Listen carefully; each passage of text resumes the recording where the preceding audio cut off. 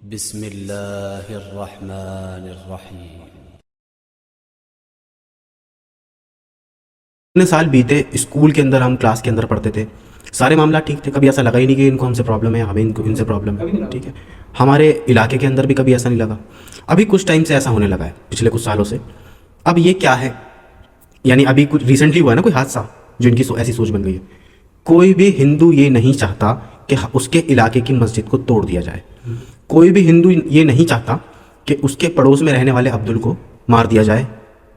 ये जो लोग हैं ये कौन है, पहचानना बड़ा ज़रूरी है। रिसेंट का एक वाक्य जो हम सबके सामने पेश आया कि पुणे के अंदर एक मस्जिद को शहीद कर दिया गया। कौन है ये लोग? सबसे पहला सवाल तो यही उठेगा, कौन है ये लोग?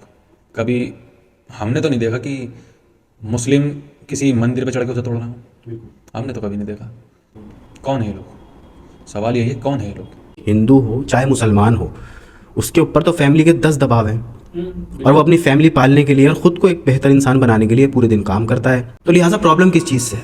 प्रॉब्लम शुरू से जो प्रॉब्लम थी ना, वो एक ऐसे ग्रोह को थी जो एक्सट्रीमिस्ट हो जाता है। हम बच्चे से बड़े हो गए, हमने पूरा अपना पास आउट करा अपना स्कूल। हमने तो अपने भाइयों में, हमारे दोस्तों में कभी हमने नहीं देखा कि कोई किसी हिंदू की बुराई कर रहा हो, मुस्लिम, या कोई हिंदू मुस्लिम की बुराई कर रहा हो, या कोई सिख किसी की बुराई कर रहा हो, या क्रिश्चियन किसी की बुराई कर रहा हो। हाँ, उनके अगर उनके रिलीजन के बारे में पूछो तो बड़ी मोहब्बत से बताते हैं, हमारे रिलीजन में ये है, हमारे रिलीजन में ये है। लेकिन अब ऐसा क्या हो रहा है जो अभी एक महीने के अंदर पड़ा, तकरीबन 10 मॉब लिंचिंग हुई इसी महीने के अंदर, जिसमें किसी को किसी वजह से मार दिया गया, किसी को किसी वजह से शहीद कर दिया गया, किसी को किसी वजह से शहीद कर दिया।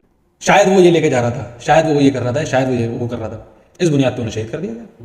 उनसे पूछे क्यों मारा? ये तो ये लेके जा रहा था। जब उसकी चेकिंग होती है तो वो निकलती नहीं है। जिसने अपने रिलीजन को अच्छे से समझ लिया और पढ़ लिया, वो कभी दूसरे के रिलीजन को हर्ट कर ही नहीं सकता। ये बहुत छोटे से लोग हैं जो ये हरकतें कर रहे हैं, इन पे ध्यान ना दें।